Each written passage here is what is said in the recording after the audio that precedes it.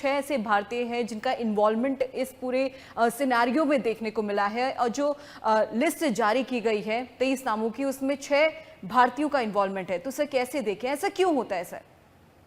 देखिए, अब देखिए, मैं आपको कह रहा हूं ना, ये पाकिस्तान जो है ये केवल क्षेत्र नहीं है, ये आपके दिमाग में रहता है, ये एक सोच है।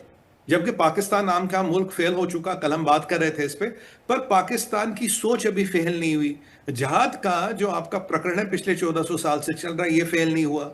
अब कसाब को ये पता था भाई, जो तुम जब मरोगे तो तुम्हारे चेहरे पे ग्लो आएगा, तुम्हारे बदन में से इत्र की खुशबू आएगी, तो तुम्हें हूरें मिलेंगी। ये कसाब ने खुद कहा था। अगर आप बॉम्बे पुलिस के अफसरों का भी इंटरव्यू सुने जिन्होंने कसाब का इन्वेस्टिगेशन किया, उन्होंने कहा कि हमने उसको मॉर्चरी ले गए और लाशें दिखा दी, बोल बोल बोल कहाँ गुलाब की खुशबू आ रही है।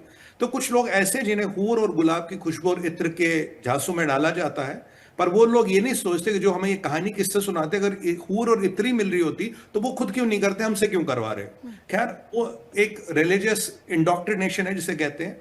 अब जो भारतीय मूल के लोग हैं, देखिए, जिसको जहाद की प्रवृत्ति करनी उसका भी नाम होगा। अब सैयद सलाउद्दीन की जैसे बात करें, वैसे हमने पहले डेजिग्नेट कर रखा उसको। सैयद सलाउद्दीन तो कश्मीरी है। 1984 में ये चुनाव में लड़ा था, ये चुनाव हारा, और फिर जाके पाकिस्तान में अभी हिजबुल मुजाहिदीन और यूनाइटेड जिहाद फ्रंट का ये सरगना बन के बैठा है। तो अब किसी के मन में देशद्रोह आ गया हो, जिहाद की प्रवृत्ति जागृत हो गई हो, तो हम उसे भारतीय नहीं कहेंगे, हम उसको गद्दार कहेंगे। अब गद्दार कोई भी हो सकता है, हम यहां धर्म और रिलीजन की बात नहीं करें। जो गद्दार है गद्दार हो सकता है। अगर गद्दार वहां बैठा है तो देश का गद्दार तो गद्दार ही है ना।